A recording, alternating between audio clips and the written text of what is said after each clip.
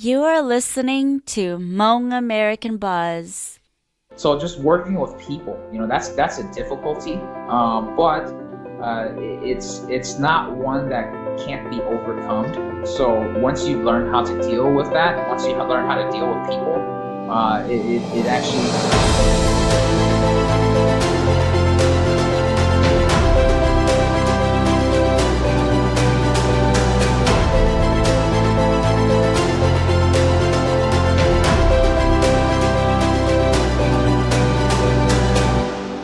Hey, what's going on, Sue? Hey Aaron, it's going good. How about you? Yeah, it's been a while. It truly has been a while. Uh, What you been up to? Me, you know, trying to survive. Every single day, huh? How's marriage life? It's been going well. Me and my wife, we just recently moved in last month, and we're starting to Yeah. slowly settle down now. So that's why we've been so busy the past month. Nice. And talking about movie, the guy we're interviewing today. Oh, I like that segment. Anyways, our next special guest for today's episode is David Yang. He's a real estate agent currently at Partners Realty in Minnesota here. And on this episode, you're gonna be hearing David talking about his own real estate company. Yeah, definitely.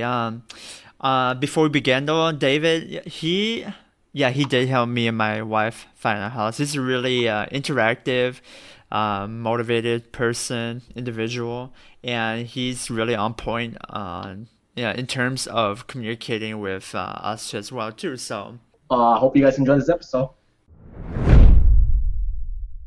hey David, how are you doing? I'm doing good. All right. So before we start though, can you share with the audience a little about yourself? Yep. My name is David Yang. I'm currently a real estate agent here in Minnesota. My company is Partners Realty. I also do real estate investing. So we kind of do almost all facets of real estate investing and sales. So David, how long you been doing this? Yep. So I've been doing real estate since about 2010, and I started as a real estate investor. And then in 2015, I went and got my license so we can further our real estate investing business. But in getting a license, it opens you up to working with retail buyers and sellers. So we've added that portion of the business on as well. And yeah, been doing that ever since. So you said you are in Partners Realty, right? Yep, Partners Realty. So how long have Partners Realty been in business already? Yeah, so we're a relatively new company. We started just last year in April, and this year we've already reached we have about 60 plus agents, so we're a pretty fast growing brokerage in the Twin Cities here. All right, so let's go to the beginning. So how difficult is it to get a real estate license? So it's not entirely too difficult to get your real estate license. In the state of Minnesota, it requires 90 hours of class time, and it's broken down into 30-hour sections. So they call it course 1, 2, and 3, 30 hours each. So once you pass courses, you can go and take your tests, which there's two tests. There's a state and a national test. And then once you complete all your courses and your tests, then you are eligible to go and get your license. So you are an independent contractor pretty much at most places that you go to, but you still have to join a company. You have to work under a brokerage until you have enough experience to create your own brokerage if that's what you want to do. And generally, that requirement's like 3 years. So you have to work for a brokerage for 3 years before you can go out on your own if you want to. All right, so it's not like getting your master's degree where you can just take the course online and then now you can legally marry people. Yeah, I'm not sure. I'm not sure about that one, but yeah, for us, yeah, you once you pass your courses, you have to go and work for a broker for 3 years before you can go and be a broker yourself. So David, do you do this full time or part time?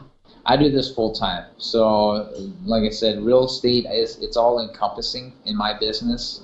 So we, like I said, in my company, we do real estate sales and investment funding. So yeah, we do this every day, all day. You don't have to go too in depth with this, but can you describe a typical day at your job? Yeah, so my typical day, it's not too crazy. I mean, come in the office, pretty much we'll look at deals, and what I mean by that is, if somebody sends me a deal to where they want to purchase property using funds, then I would just go over the numbers with them and make sure it's a good deal, and if it is, then possibly we could fund that. And then also on the flip side of that, on the retail side, if we have customers that want to purchase homes to live in, we also meet with them. We do buyer consultations. We also go out to their home and we give them a free home evaluation to see how much their home is worth in the current market if they want to sell it. So can you? I'm always curious about like the logistics side of selling homes because I know it's a lot of money, a lot of numbers. How bad is it, or is it like simple, or do you just let like the bank handle all the number crunching all that stuff? So let's talk about the home selling as if you wanted to sell your home that you're currently living in. So that's a pretty simple process, especially if you hire a real estate professional. The professional is going to pretty much take care of all of that for you. So they're going to handle everything from, like I said, the evaluation of your home, helping you figure out how much the home is worth, and then also helping you get it ready to go on the market and marketing the home for sale. Now, on the back end of it, the transaction side, to where how much it's going to cost, generally you're going to pay commissions to that real estate professional to help you sell your home. And in the Twin Cities market, it's averaging around 6%, but it is negotiable between you and the real estate professional that's helping you sell your home.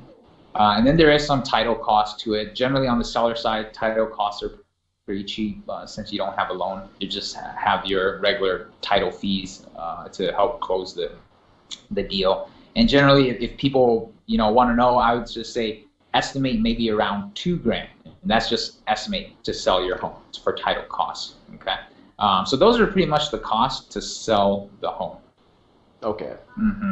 With the current housing market nowadays, on average, how long does it take to close a house? Yeah, so right now in the Twin Cities region, according to our data, it's going around, so houses from the time they're listed to the time they're sold, they're sitting on the market for only about like 26 days. So we call that days on market. They are going very, very, very fast right now.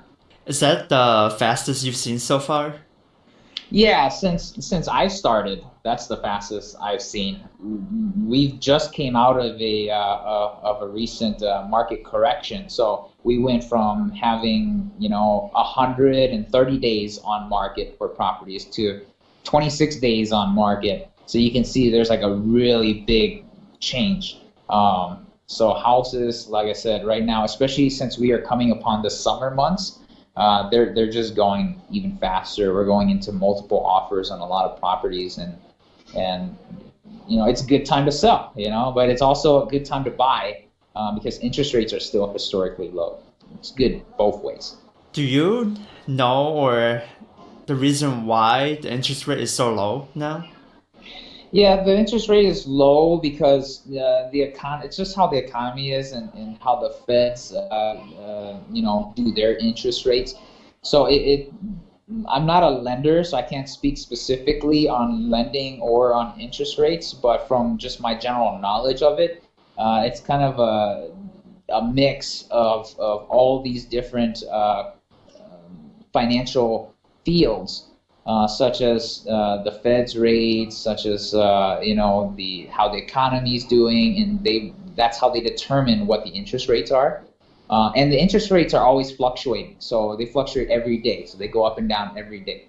And when you purchase a home, that's when you get the interest rate locked in. But to go back to your question of why is it so low right now is because like I said, we came out of a market correction, and from before the government was trying to stimulate economic growth by getting people into homes, and how they did that was by lowering the interest rate. So when they're going to raise interest rates, we don't know. We can't predict that.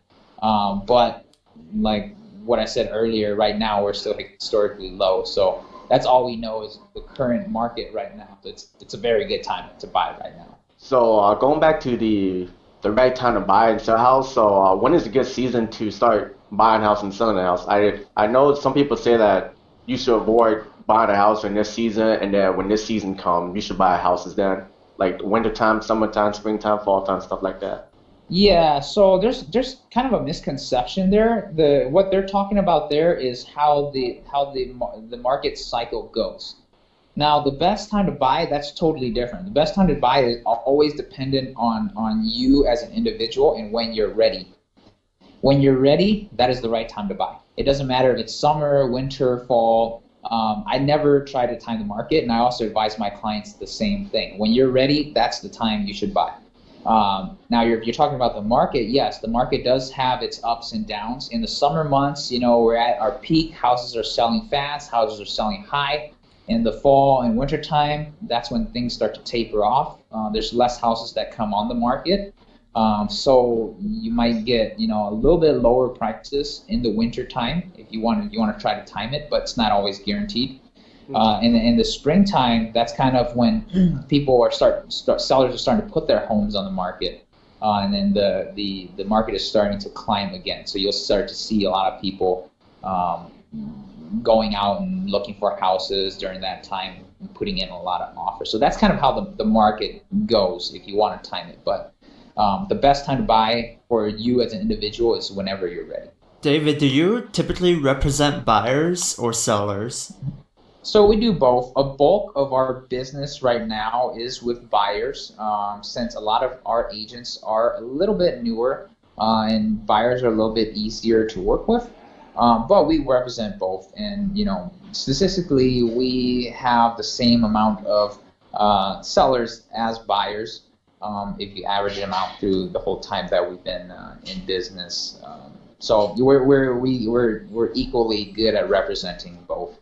So I've always been wondering, David, how do you guys divide the territories of the homes and stuff? Like, I know there's a lot of real estate agency out there, and so how do you decide, okay, only I can sell this house, or only my company can sell this house, or you guys can't touch this side of Minneapolis because our company owns this territory? How does all that stuff work? Yep. So there's no such thing as territories for brokerages or for real estate agents. I can sell anywhere in Minnesota, but do I want to drive all the way up to Duluth? Every time my client wants to see a home, probably not. So agents and brokerages kind of pick their own area that they want to sell in, but they're not limited. So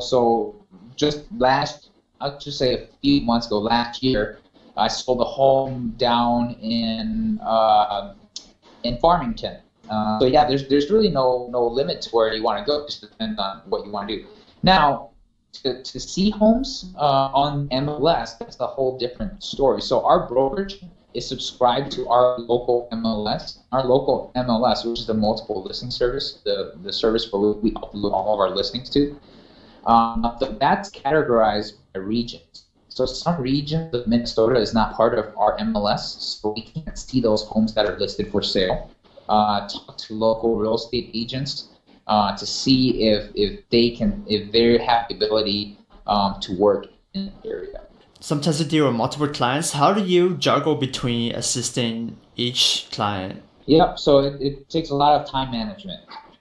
Each client, especially on the buyer side, they require a lot more attention. On the seller side, it's a little bit more simple. You just listing up there, and then the buyer's agent kind of handles the rest. But yeah, as a real estate agent helping multiple clients, you really have to budget your time well. I see a lot of newer agents, they fail at that because every time a client calls, they drop everything they're doing and they go and focus on that client, which is great. You want to give your clients 100% of your attention and your skills and ability, but you don't want to shortchange your other clients. So time management, is a really big thing, and that's really our job. I'm there to educate and help my clients, get the best outcome of whatever it is they're trying to achieve. Not necessarily trying to sell them a product or something like that. Okay, because I've noticed some real estate agency, all they care about is just who can push out the most houses, who can sell the most, who can make us the most income, and then for your company, do you guys have like, okay, everybody, you're required to sell X amount of houses per year, or else we might have to let you go, or is it not like that? Nope. So I can't speak for other companies, but our company in particular. So as a real estate agent at our company, you can either be an independent agent, meaning that you hold your license with us, but you are your own boss. You run your own business. So you control when you show up, you control how many houses you sell, you control all of that stuff. And then we also have, teams in our brokerage that work more like an organization. So if you don't want to be independent by yourself, you can actually be part of a team. And even in our team, we have team goals that we have to meet. But there's really no saying that, hey, you got to hit 15 houses this month or anything like that. So our company, we don't have quotas, but other companies they do. So it just depends on which company that you're going with. With your experience so far, like what have you learned so far from helping out clients, especially buyers? Yeah, so what I've learned is patience. So you have to have a lot of patience, especially working with buyers, because one, a lot of the ones that we work with are first-time home buyers. So they've never purchased a home before. They don't know the loan process. They don't know the home buying process. So it's a lot of hand-holding, and it's a lot of reassuring because it's kind of scary too. When they purchase their first home, it's probably one of the biggest purchases they'll ever do in their life. So as a real estate agent, I understand that it's kind of nerve-wracking at first, but that's what I'm there for, is to kind of reassure them that the process is not that difficult, and that I'm there for them, for whatever they need. So yeah, patience. That's the main thing that I've learned working, with buyers. Patience also goes through military because you used to serve in the Marines, correct? Yeah, yep. I was active duty in the Marine Corps, and I was stationed down in California. So yeah, I've done that too. Thank you for serving. Yeah. Yeah, we interviewed Sun Chai Vu, our previous episode, and he's a current Marine member as well right now. Oh, okay, awesome. Yeah, I think Sue, you were part of the Army, right? Yeah, me and Aaron we were actually in the Army at the same time back then. Oh, okay. Yeah. Okay. Well, thank you guys for your service. Yeah, Thank you. thanks. So, do you guys also deal with buying house and flipping house too? Yep. So, like I said, I'm an investor too. I also buy houses and flip them as well, and then we can help our clients do the same as well. So, from my limited knowledge of buying and flipping house, so once you buy that home, that belongs to your company, correct? Yep. So it depends on how you take title of the property. So, example, if you Aaron, was purchasing the home, you can either purchase it in your own name, or you can purchase it in your company's name or an entity's name. So that really depends on you and what your goal and your exit strategy is. You don't have to purchase it into your name. You put so much money into the house, and then if you can't sell it, that pretty much just comes out of you. Well, so the risk factor in any investment, not just real estate, there's always going to be risk there. The amount of risk, personally, from investing. So I'm not just talking about real estate investing here, but any type of investing. The risk is with the person and not with the asset. So a house is a house. It's not going to do anything. It's the person that's investing in the house. That person brings the risk with them. And what I mean by that is, if the person doesn't have enough knowledge, doesn't know how to do that type of investing, that's where the risk comes in. So if you want to know how much risk, it is to flip a house, just look at yourself and ask yourself how much do you have the experience? Do you have the financial capability to do that flip or to invest in that type of property? That's really where the risk comes in. Okay, so I have a two-part question. So, what are some difficulties that you have encountered being a real estate agent? Yeah, so difficulties, I would just say learning to deal with all sides of the transaction. So what I mean by that is dealing with the buyers and dealing with the sellers and dealing with the other agents, dealing with lenders. So just working with people, that's a difficulty, but it's not one that can't be overcome. So once you learn how to deal with that, once you learn how to deal with people, it actually can be quite rewarding. But yes, that is a difficulty, especially for anybody that wants to get into the field of being a real estate agent. Is you really have to be a people person. If you're not a people person, that's probably going to be one of the most difficult things. Yeah, I agree totally. Yeah. And then the second part, so besides so opposite difficulty, what do you like best about being a real estate agent? So what I like best is probably, it goes back to the difficulty thing, is working with all these different people, because once you figure out how to work with all these people and you get the transaction to the closing and everybody shows up at closing smiling, happy, that's probably what I like best about it, and then you get the check at closing too, so I also like that also. So if everybody's happy, you get a check, good day. So David, I'm sure you met a lot of people. You've seen a lot of homes and houses that you try to sell. Do you have like any particular story of like the weirdest time you had to like sell, the most interesting people that you try to sell home to, or say you were trying to sell a house, and as you guys go through the walkthrough, they looked at us like, oh, that's not what the picture looked like, and then you're trying to, I don't want to say fake it, but try to sell them a home. I can't remember off the top of my head if I have a really crazy story. I mean, the worst things that I go through is when I go look at homes for investments for myself, and I would be walking through a older home, maybe like in St. Paul, and a lot of people wouldn't like that home because when they walk in there, it looks like it's haunted, and probably is, I run into a lot of homeless people, in properties like that, a lot of squatters, and I would say,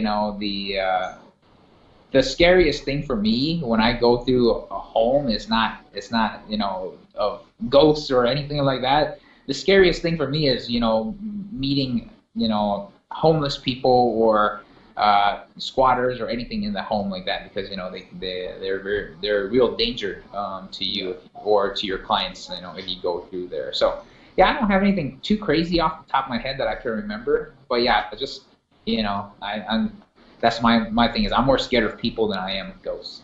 So I'm sure, did you hear about that story in Florida? Somebody left a tiger in a cage inside an abandoned house. A tiger? Yeah. No, I haven't heard about that, but that'd be crazy too. Yeah, somebody walked in, two guys who were smoking marijuana walked into the house, and they thought they were losing their mind because they're hiding. Like, is that a tiger locked in a cage inside an abandoned house? Yeah.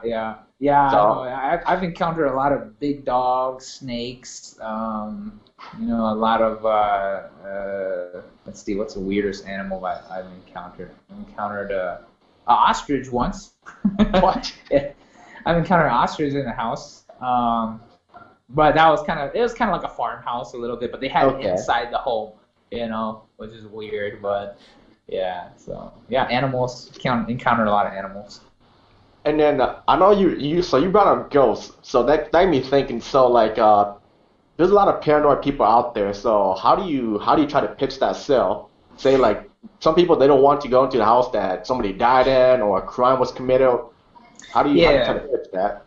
So what I say to them is, they're gonna get a good deal if they buy a house with a ghost in it, because it's probably gonna be lower and nobody wants to buy it. But in the state of Minnesota, paranormal activity cannot be disclosed or doesn't have to be disclosed. So meaning that the seller, if the seller knows the paranormal activity in the home, they don't have to disclose that to the buyer. And also with natural deaths, they don't have to disclose that to the buyer either. So say somebody just like really old and passed away in the home, by law, the seller does not have to disclose that since that's a private matter. The only thing that really has to be disclosed is murder, because it generates a police report. It generates public information. So any type of public information can be disclosed. But yeah, so how I pitch those types of properties to people is, hey, you'll probably be getting a better deal because a lot of people will be staying away. But it's weird because some people they look for those type of properties. So it just depends on the person. Oh wow, that sounds pretty creepy, not a lie. Yeah. Speaking of paranormal stuff, because we know in the Hmong culture, and traditional family, and sometimes it could be anyone in general in the Hmong culture as well, they tend to be more sensitive towards like paranormal activities. Following the questions and answers, so how does the Hmong culture then affect what you do? Yeah, the Hmong culture, they have a lot of superstitions, and they are sensitive to paranormal activities and things like that. I get a lot of clients that I think the paranormal activity thing is less of a problem than the superstitions. And what I mean by that is like people that say that they don't want to live on a dead end street, or their house has to face a certain direction, or they cannot have certain numbers on their homes. That's really something that I run into more than dealing with like people that don't want to live in a house with ghosts. But yeah, dealing with the superstitions, I would say that's more of an issue with the Hmong population, especially the Hmong population that still practices shamanism.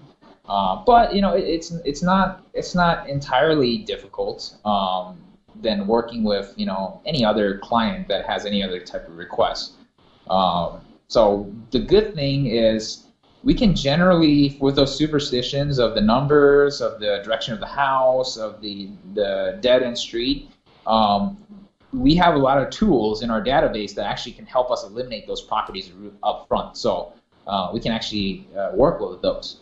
Now with the paranormal activity and the ghosts and things like that, I always tell people, hey, if you like the property, you think it has ghosts, and you want to perform some type of ritual, we can put an inspection contingency in the purchase agreement, and then you can have your shaman or your holy man or whoever come and check the home or bless the home during the inspection period. And if you don't like it after the inspection period, we can just cancel. So it's kind of my recommendation. So you can actually put that kind of contingency in there. So what I would say is we would have just a regular home inspection contingency, and during the home inspection contingency, you can cancel the home the purchase agreement for whatever reason. You don't have to list the reason on there.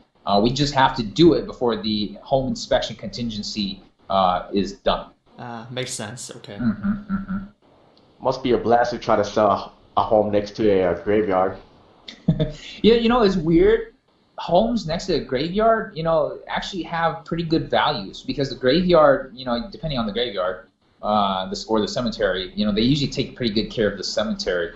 They mow the grass and all that stuff. So homes next to cemeteries actually have pretty good values, as opposed to, some homes in rougher neighborhoods. Just ask yourself, you want to live next to a nicely groomed cemetery, or you want to live next to, a bunch of crack houses? So. Still feels a little creepy though when you look outside your bathroom window and there's a gravestone just sitting right there. It's like, okay. Yeah, it does make some people uneasy. Yeah, for me, I love to watch horror movies, so that probably wouldn't sit well with me. Well, then you can be in your own horror movie if you love to watch it. The next thing. What would be your advice for somebody who's just turned 18 and they want, before you buy a house, do you recommend them buy a townhome first and experience that before they actually upgrade to buying a house, or what would be your advice? Yeah, so my advice to people is buy what you're comfortable with and buy what you like. It if you're comfortable with living in a townhome, then that's what you should buy. But if you can't live next to people or can't live close to people, or if you don't want to deal with associations and you want to be by yourself, then purchase a regular single family home. So there's really no right or wrong answer to what's the best first property. It's just whatever you're most comfortable with. But I would suggest to people this is buy your home before you buy your car. I can't stress that enough. Okay. Yeah, I know that's not part of the question, but I just want to throw that Oh no, in there. yeah, that's good because buying a home that's a big responsibility right there. Yeah, And yeah. hoping you buy a townhome, most of the stuff's already taken care of for you. You just gotta pay for the regular bills. Yep, yeah, yeah. So yeah, townhome, depending on the association, they will include something such as lawn maintenance, sewer, water, trash, and like I said, it will depend on what the association offers. But say example, if you are a busy young professional, right, and you don't have time to do yard work or take care of the outside or things like that, townhomes are really good for those types of people. Um, but if you have a lot of time, for example, like if you're retired and you have a lot of time, want to do some farming, or you don't want to deal with associations, then a single family home might be better for you. David, have you heard of the term house hacking? Yep. So house hacking, what that is, it's very simple. It's a real estate investing term. So what that means is that you buy a property and you live in one portion of the property and you rent out the other. It's really associated with duplexes, to where there's two units in a property. So you live in one unit and rent out the other. But it can be done with single family properties as well, and with other multifamily properties like 3 units, 4 units, 5 units, and all those as well. And have you ever done it before? Yep. So that I've done that before. I've used my VA loan to do that. It's really, I personally think that if you want to try out being a landlord, that's the best way to go, because it's the most easy way to get in and out of real estate investing. That, at least that's what I think. Because one, you buy the property. Generally, you're gonna buy it under your name. And two, you're right there on the property. So if there's any issues, you can take care of it. You know the tenants. The tenants see you all the time. You can collect rent really easily. But then if you want to exit, so say if you want to exit the property, or say you find out that, hey, real estate investing is not for me, I don't want to be a landlord, you can sell it, and not have a lot of headaches. You don't have to pay fees, especially if you live there, since it is your primary residence. So it's really easy to get in and out of it. You get good financing up front too. So house hacking, like I said, I do suggest that for people that want to get into real estate investing as a landlord. So being a real estate agent and an investor, does it create a conflict of interest when you help out clients? No, I don't think so. I right now, as a real estate agent, and whenever I sign a contract with a client, in that contract I state that I put them ahead of my needs, and I have to do what's best for them. So, example, if I see a property that might be a good investment property that I take the clients to go see, ethically, I'm not going to go behind them and purchase that property. If the client likes that property, I'll do my best ability to help them purchase that property. So speaking solely for myself, I really pride myself on ethics. What advice would you give to someone who would like to become a real estate agent? Yeah, so my advice to somebody that wants to get their license and become a real estate agent is treat it like a business. Show up every day to work, because a lot of people they get wrong is they think just getting your license, you'll automatically get business.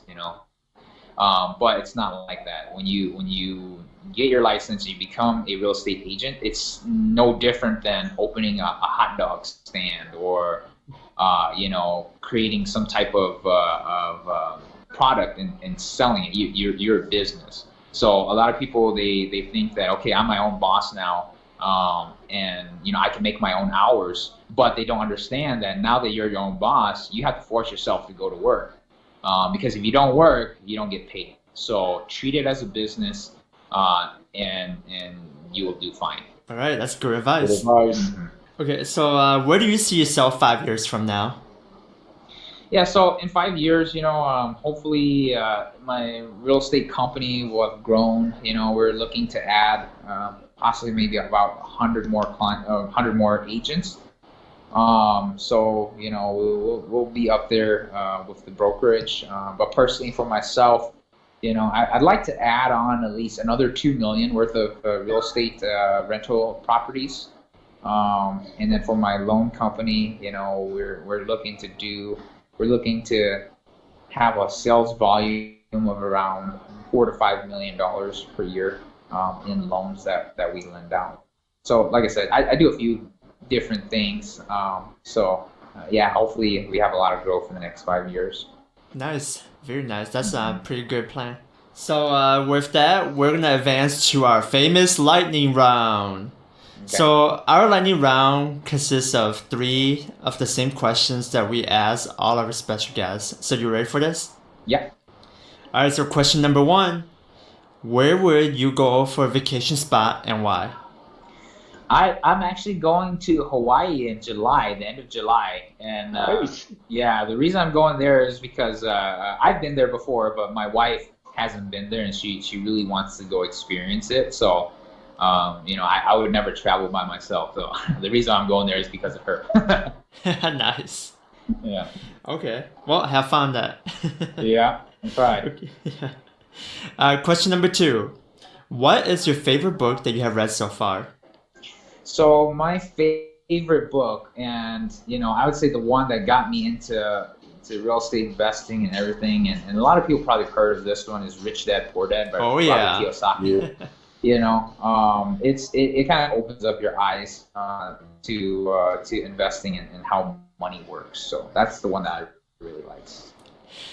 For the record, you're a third person from of our special guest that mentioned that book. Oh yeah, okay. Yeah, it is. Yeah. Yeah. Okay. So question number 3. What is one thing that you cannot live without? One thing I cannot live without, I would have to say my family. That'd probably be number 1. Because without them, none of this, I would have no reason to do any of this stuff. Nice. Very good answer. I like that. Mm-hmm. Okay. So, David, where or how can people reach you? So, people can reach me, on my phone anytime. My phone number is 651-323-7834, or they can email me at davidyang@partnersrealty.net, and I usually respond within a few minutes of each. Yeah. For the audience, David is really fast at responding. I'm one of the witnesses. Mm-hmm. Yeah. Well, with that concludes our interview. And thank you so much, David, for spending a small portion of your time with us today. Yeah, no problem. Thanks for having me on, guys. Thank you. Yeah, definitely. If you like this podcast, then please share this with your friends and family. Also, please visit our website, hmongamericanbuzz.com, for more details as well as links to our special guests. Last but not least, please subscribe to our podcast to get the latest episodes. Thanks for listening.